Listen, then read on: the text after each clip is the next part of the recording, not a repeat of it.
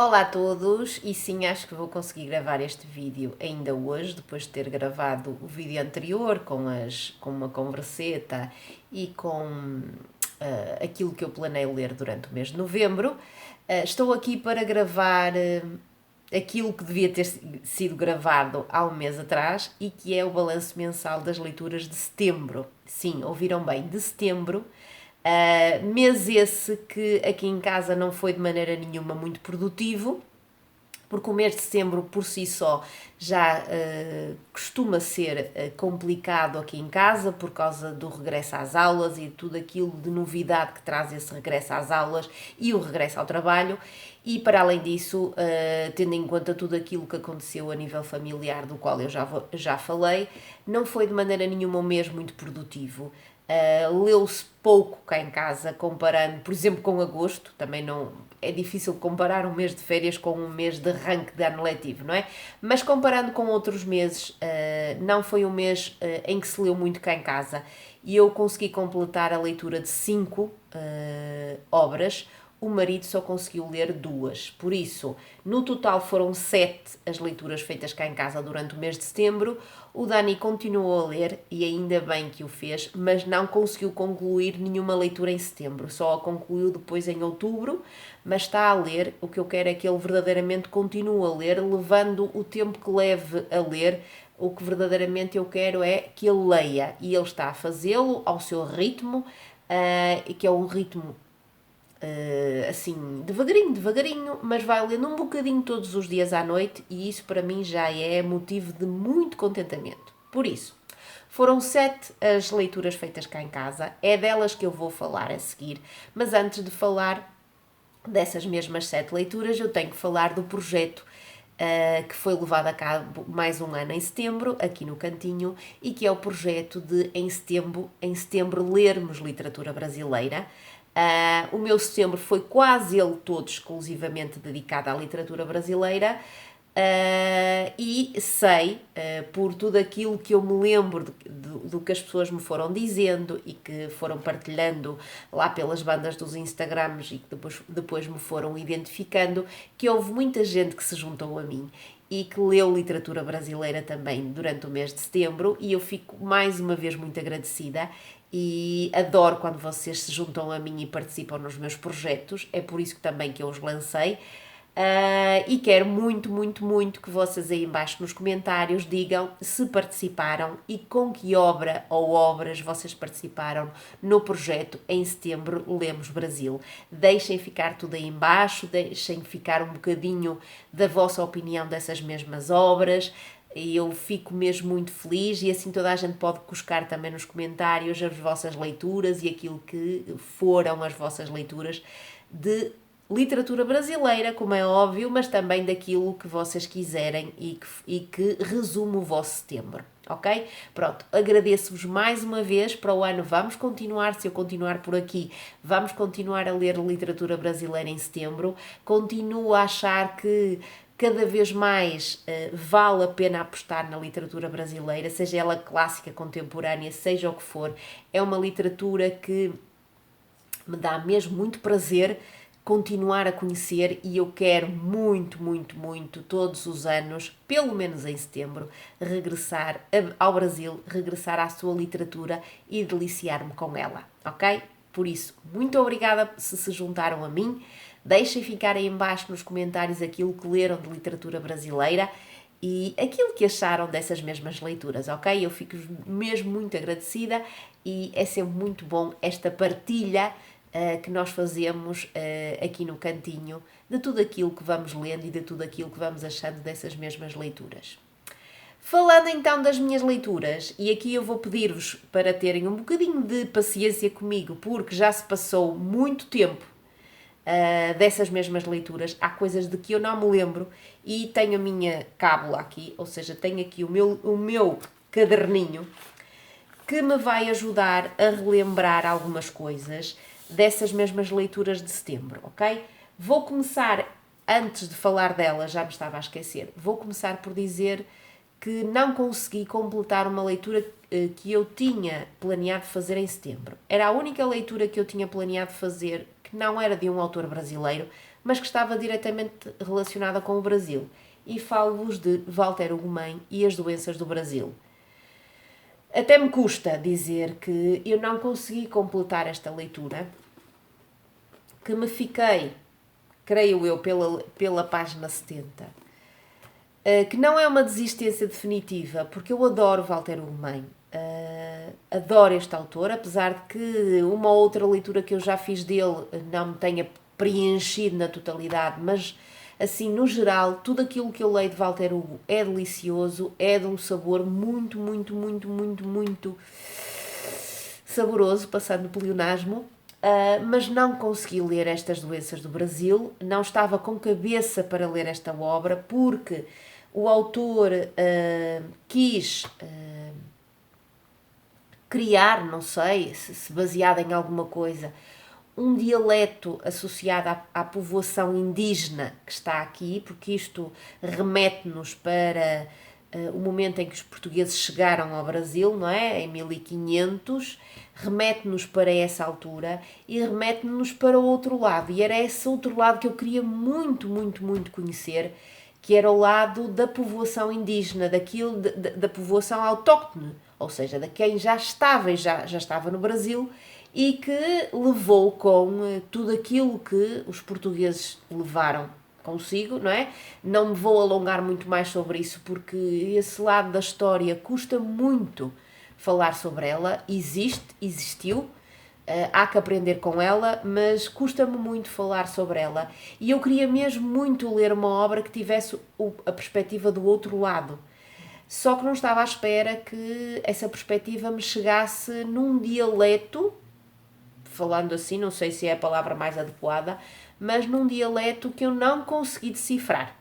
Que eu ia decifrando assim pouquinho a pouquinho, que eu sei que se tivesse continuado a ler a obra, provavelmente até me iria habituar facilmente, ou mais facilmente a esse dialeto, e até iria entender tudo, mas da maneira como eu estava no início, em setembro, não consegui de maneira nenhuma continuar com esta leitura. Ela vai regressar às estantes, ou melhor, regressou às estantes, e um dia destes eu hei de chegar a ela outra vez, mas para isso tenho mesmo que estar com o espírito adequado, entendem? Com a ideia de que vou encontrar alguma coisa difícil de decifrar à partida e tenho que estar mesmo muito atenta e concentrada, e não estava de maneira nenhuma assim em setembro. Por isso foi a desistência, por muito que me custe falar de Walter Ugumem e associá-lo a uma desistência. Falando agora daquilo que sim eu li e completei a leitura correspondente em setembro, foram 4 obras de literatura brasileira e uma 5ª obra que veio da Biblioteca da Terrinha e que antecipou outubro. E depois falarei dela daqui a bocadinho. Comecei o meu setembro brasileirinho com um clássico do século XX, de Érico Veríssimo, Olhai os Lírios do Campo. Gosto imenso desta capa. Não sabia muito bem ao que ia, sou sincera. Suspeitava que pela capa iria encontrar aqui uma história de amor, 2 protagonistas, um homem e uma mulher, e não estava muito enganada. Encontrei aqui sim a história de amor de dois protagonistas, nos anos 30, 40 e 50, em Porto Alegre, no Brasil. 2 protagonistas, um que se chama Eugênio e outro que se chama Olívia, e fui conhecendo-os mais a perspectiva do Eugênio do que propriamente a perspectiva da Olívia. Ele é que é sim um verdadeiro protagonista, vem de uma família muito, não digo muito pobre, mas uma família pobre, uma família que tem que contar os tostões, uma família que vive do trabalho da parte do pai e da parte da mãe. Eles são 2 irmãos e logo à partida dá para entender que este Eugênio não se sente de maneira nenhuma à vontade na sua situação, de alguém muito remediado, de alguém que muitas vezes é gozado na escola pela roupa que leva, pelos remendos que tem que fazer à roupa, pelo calçado que leva, ou seja, é alguém que logo desde muito pequeno sofre com o estigma da pobreza e não sabe lidar muito bem com ela. E vai continuar com essa pouca habilidade para lidar com a situação remediada que tem na vida, ou muito remediada que tem na vida, não vai conseguir lidar com ela, vai sempre mostrar-se uma personagem muito amargurada com essa situação, que às vezes toma atitudes que não são as melhores, que acaba por envolver-se e casar com alguém que de maneira nenhuma é alguém que lhe vai fazer feliz, pelo menos a nível sentimental, mas que poderá trazer-lhe aquela ostentação e aquele desafogo financeiro que ele tanto cria à viva força desde que é muito pequeno.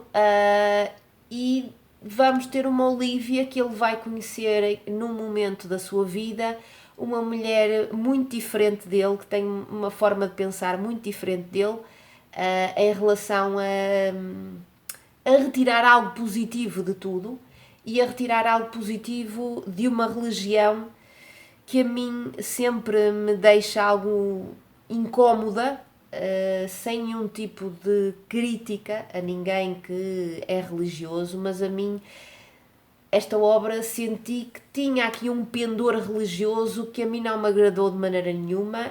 Não consegui criar muitos laços com estas personagens, nem com a Olivia, nem com o Eugênio. Achei que ele me deixava um bocadinho com os nervos em franja por tudo aquilo que ia pensando, ia fazendo e por todas as coisas que as decisões que ia tomando e depois os arrependimentos, etc, etc. Enervou-me um bocadinho.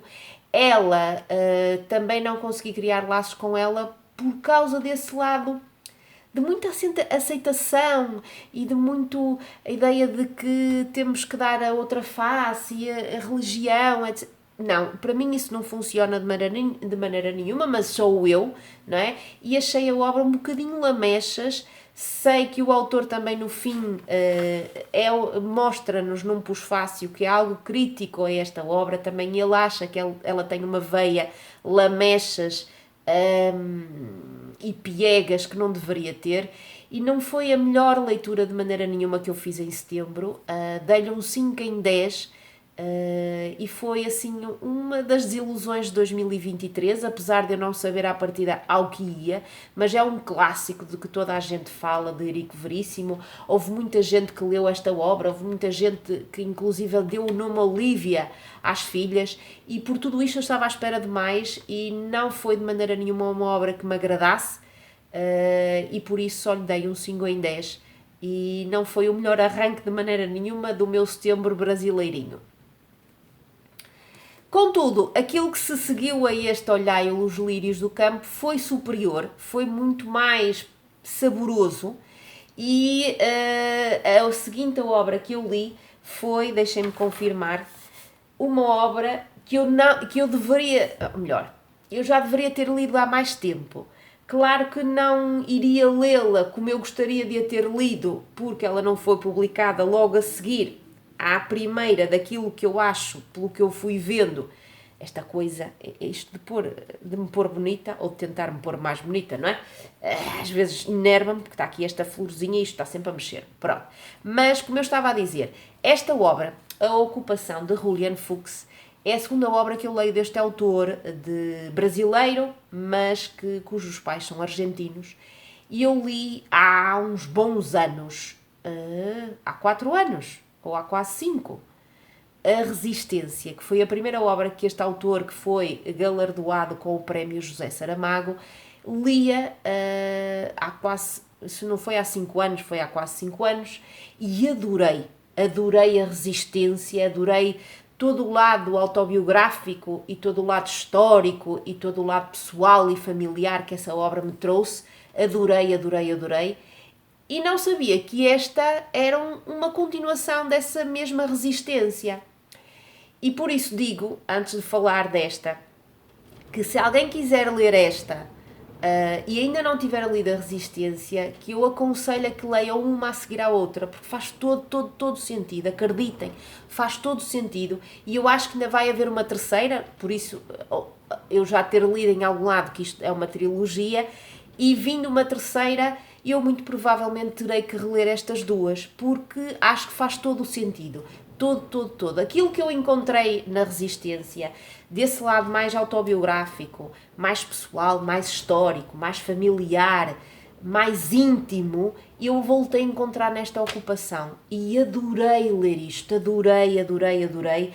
Vamos a São Paulo, vamos é uma obra que tem muito, como eu já disse, características semelhantes à Resistência, e vamos perceber mais uma vez a duplicidade ou multiplicidade de sentidos deste título. Eu já senti essa multiplicidade de sentidos no título A Resistência e voltei a sentir nesta ocupação que nos leva a uma ocupação mais literal de gente que não tem casa e que ocupa um antigo hotel, gente dos mais variados sítios brasileiros e não só, e vamos perceber a dor dessas pessoas, e isso mexeu muito comigo.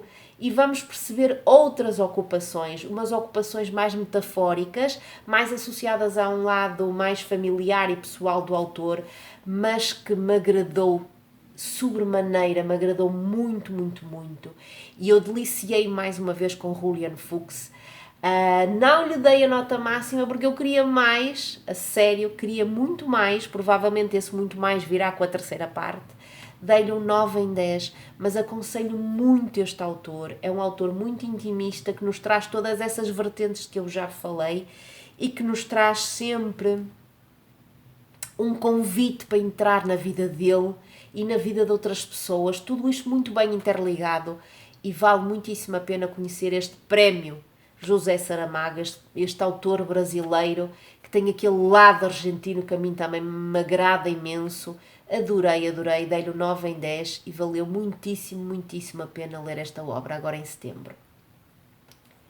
A terceira obra que eu li já não foi tão saborosa, foi um bocadinho, como é que eu ia dizer, trouxe-me um bocadinho de frustração e desilusão. Estava à espera de mais, confesso, mas também pode ser muito essa a minha visão e poderá não ser a visão de outras pessoas, mas depois se alguém já leu esta obra, que diga aí em baixo aquilo que achou e se concorda comigo ou não, digam-me tudo aí em baixo, ok? Falo-vos de Dois Irmãos, de Milton Atum. Esta obra que me leva a outras paragens brasileiras, paragens que eu não conheço muito bem, paragens associadas a Manaus, creio eu, deixem-me ver se eu não estou enganada, sim, a Manaus, a esse lado exuberante da selva amazónica e de tudo aquilo que é um lado, assim, que me fascina, mas ao mesmo tempo me repulsa, porque depois tem bichos que me fazem muita confusão, mas que é aquele lado que eu acho, apesar de tudo aquilo que hoje em dia estamos a fazer de horrendo ao nosso planeta e que afeta, como é óbvio, também a selva amazónica, mas aquele lado exuberante onde tudo cresce, tudo, e onde há mil e uma coisas, uma variedade sem fim de tudo e mais alguma coisa, e essa variedade eu encontrei-a aqui, encontrei-a não só em termos de flora e fauna, mas em termos linguísticos, e eu adorei essa parte, porque adoro sempre conhecer coisas novas, não é? Apesar de às vezes nem saber exatamente o que aquela palavra queria dizer e obrigar-me a ir à internet ou através do contexto percebê-la, essa exuberância eu adorei. E gostei muito desta família que nós vamos conhecer aqui, que não é composta apenas por dois irmãos, é composta por mais gente e que nós vamos conhecendo ao longo do século XX. É óbvio que a obra se centra mais nestes dois irmãos e numa relação muito pouco saudável entre os dois, mas também vamos percebendo tudo o resto. E esse exagero e essa exuberância de que eu vos falei de Manaus e de tudo aquilo que envolve Manaus, nós encontramos aqui assim uma exuberância de sentimentos, alguns deles, muitos deles para o lado negativo, e foi esse lado negativo que mexeu um bocadinho comigo também pela negativa. Vamos conhecer uma família de origem libanesa, creio eu, sim, e vamos conhecer esta família ao longo do século XX, vamos conhecer os pais, os irmãos, para além destes 2 irmãos existe outra irmã, vamos conhecer uma menina que foi trabalhar para a casa desta família desde muito novinha e que depois tem um filho, e vamos conhecer o seu dia-a-dia, mas vamos conhecer sobretudo esta exuberância de sentimentos e este amor exacerbado, que depois é muito parcial, de um determinado progenitor face aos seus filhos. Vamos conhecer tudo isto e eu gostei muito dessa parte, mas ao mesmo tempo achei que esse exacerbar de sentimentos mexeu comigo, assim, não pelo lado positivo, e foi isso que fez com que eu não tivesse gostado tanto desta leitura como eu estava à espera. Dei-lhe um 7 em 10, gostei muito do narrador, do qual eu só soube o nome muito mais, já mesmo quase no fim da obra. Gostei muito do narrador, gostei muito da sua mãe, que foram as minhas personagens favoritas. As outras, deixaram-me muito incomodada, sobretudo a mãe, sobretudo os 2 irmãos que são gêmeos e a irmã deles. Toda a dinâmica entre eles os 4 é muito estranha. Não digo que não exista, que sim, que existe, mas é algo estranho e mexeu assim comigo, não de uma forma muito positiva. Por isso é que eu só lhe dei um 7 em 10, mas se houver aí alguém que tenha lido esta obra e que me queira contradizer, contrapor o seu ponto de vista, faça-o por favor nos comentários, ok? A quarta e última obra brasileira que eu li em setembro foi uma releitura. Foi uma releitura que me foi espicaçada pela Paulinho ano passado. Eu já tenho esta obra há muitos anos aqui em casa. Foi-me, a autora, que também é prémio José Saramago, foi muito recomendada por uma grande amiga. Dela tenho 2 obras, a outra também tenciono reler, quiçá no próximo setembro. Esta escolhia porque foi, acho eu, a que a Paulinha leu o ano passado e foi uma descoberta fabulosa para ela. E eu então decidi regressar a Sinfonia em Branco, de Adriana Lisboa. Eu tinha lido esta obra no final de 2008, 15 anos, quase 15 anos depois, voltei a ela, e foi uma belíssima releitura. Já não me lembrava de nada, não me lembrava do título, não me lembrava das personagens, não me lembrava de absolutamente nada. E foi uma alegre e belíssima surpresa reler esta obra, que me leva a uma saga familiar, mais uma saga familiar. Vamos conhecer várias personagens, mas vamos delas destacar 2 irmãs. 2 irmãs, uma que é a Clarissa, outra que é a Maria Inês. São elas, para mim, as protagonistas desta obra, e vamos conhecê-las. Elas são muito diferentes uma da outra, e vamos perceber essas diferenças à medida que vamos lendo a obra, que vai saltando no tempo, que nos vai levando do presente para o passado, e vamos perceber que aquilo que à partida parece uma família normal, uma família que, pronto, tem as suas vivências normais, esconde coisas muito negras, assim, muito podres, e que à partida eu não estava à espera que fossem assim tão podres. Eu sabia que havia aqui qualquer coisa e fui lendo com muito prazer esta obra, porque Adriana Lisboa escreve lindamente, saboreia essas palavras.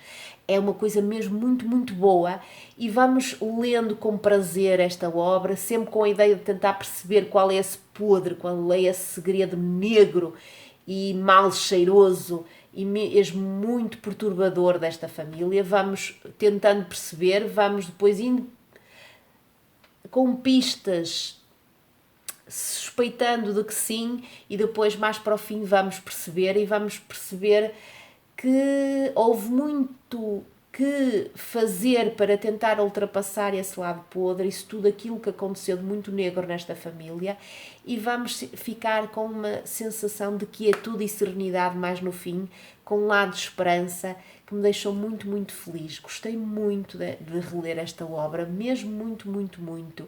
Poderia estar aqui a falar dela, explicar-vos mais, mas eu acho que aquilo que eu vos estou a dizer é mais do que suficiente. Leiam. É assim uma obra, como é que eu ia dizer?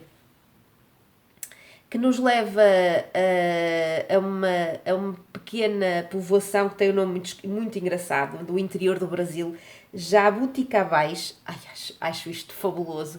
E vai-nos levar também ao Rio de Janeiro e a outras partes, e vamos percebendo que estamos em meados do século XX, finais do século XX, princípios do século XXI, e aquilo que mais me agradou é que é uma saga familiar. Vocês sabem o quanto eu adoro sagas familiares, e todo este saltitar no tempo e, sobretudo, o estilo da Adriana Lisboa, que é assim mesmo delicioso, íntimo, poético, que se embrenha em nós e que nos aquece. Por isso vale muitíssimo a pena ler esta obra. Adorei, dei-lhe um 9 em 10 e aconselho vivamente. Eu sei que é muito difícil encontrar estas obras da Adriana Lisboa hoje em dia, estão mais do que esgotadas, mas se vocês as encontrarem nas vossas bibliotecas, ou se alguém tiver e se vocês as tiverem esquecidas aí na estante, leiam, porque vale muitíssimo a pena ler Adriana Lisboa, mesmo um 9 em 10, e foi uma releitura mesmo muito saborosa. A última obra que eu li em setembro não estava de maneira nenhuma nos meus planos. Estaria até nos planos para o outubro, porque é de uma autora hispano-americana, mas foi um antecipar do outubro hispano-americano. Lia muito rapidamente. Ela veio da Biblioteca da Terrinha. Já há algum tempo que ela mandava piscar o olho, porque eu nunca li nada de um autor venezuelano. E tenho uma ligação muito grande com a Venezuela.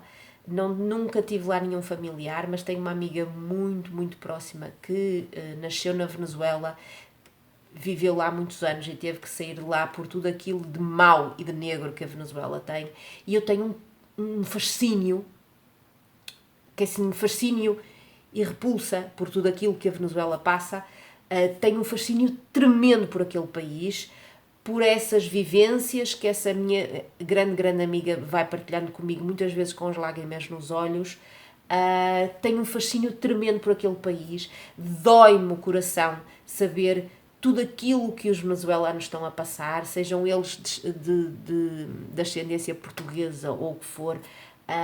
Tenho uma dor tremenda por um país que é riquíssimo em todos os aspectos e que está a ser dizimado por quem está no poder há muitos anos, e dói-me muito a situação atual da Venezuela, que já se arrasta por demasiado tempo.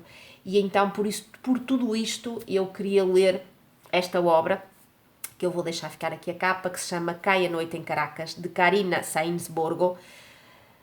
Olhem, é um murro no estômago constante esta leitura. E então, para quem, como eu, tenho esta ligação assim muito especial pela Venezuela, foi uma dor ler aquilo. Li aquilo compulsivamente, li esta obra compulsivamente, e doeu-me assim de uma forma muito, muito profunda tudo aquilo que a obra, mesmo sendo ficção, me trouxe, porque eu associo, a autora é venezuelana, ela saiu de lá, e eu acho que tudo aquilo que ela pôs nesta obra é um deitar cá para fora. Assim, é explosivo, duro, cru, difícil. Se é difícil para nós, imagino para ela escrevê-la, deve ter sido do mais doloroso possível. E foi uma leitura muito sofrida, muito dura, muito crua, mas que eu gostei, mas da qual eu gostei mesmo muito. E olhem, não sei se é uma obra que aborda a capital venezuelana, Caracas, do tempo atual. Parece-me que sim, mas é uma obra difícil mesmo de engolir, mas que é muito pertinente, pelo menos para mim, e para nós percebermos o quanto o nosso mundo continua podre, e por muito que não venha para a televisão hoje em dia a situação da Venezuela, ela deve continuar caótica, deve continuar do mais terrorífica para a povoação, e eu nem quero imaginar o que é viver numa Venezuela, numa faixa de Gaza, numa Ucrânia e em todos esses países que hoje em dia, num Afeganistão, que estão a sofrer por causa de questões políticas e religiosas. Olhem, foi uma leitura muito difícil, mas que eu gostei mesmo muito e que aconselho a quem quer, tendo em conta todos estes ingredientes, conhecer um bocadinho mais da Venezuela, preparar-se para o que vai encontrar na obra, porque por muito que ela seja de ficção, eu acho que ela tem muito de não ficção. Dei-lhe um 8 em 10 e gostei mesmo, mesmo muito. Quanto àquilo que o meu marido leu, como vos digo, ele leu muito pouco em setembro, leu apenas 2 obras, e eu vou mostrar-vos aquelas que foram estas 2 leituras. Leu São os Negros, de Ignacio del Valle, que eu tinha lido em agosto e que lhe tinha chamado a atenção porque aborda Espanha da ditadura de Franco, e ele quis ler esta obra, não gostou assim muito dela, deu-lhe um 8, e ele para dar um 8 é para aí um 6 para mim. Diz que se viu um bocadinho aflito.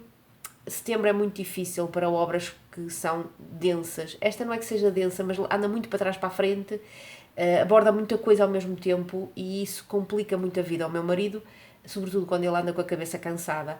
E deu-lhe um 8 em 10. Se vocês quiserem saber um bocadinho mais sobre a minha opinião sobre esta obra, vão ao balanço mensal das leituras de agosto. E ele não gostou tanto como eu, porque eu também lhe dei um 8, mas o 8 dele, de certeza absoluta, que é inferior ao meu, mas vale a pena. É uma obra, é um thriller histórico, para quem gosta desse género vale a pena, e eu gostei bastante, mas lá está, não é uma obra que seja uma obra fácil de ler, ok? Deu-lhe um 8 em 10 o meu marido, e foi então a primeira obra que ele leu em setembro. A segunda foi também uma que veio da Biblioteca da Terrinha, e esta sim encheu-lhe bem as medidas.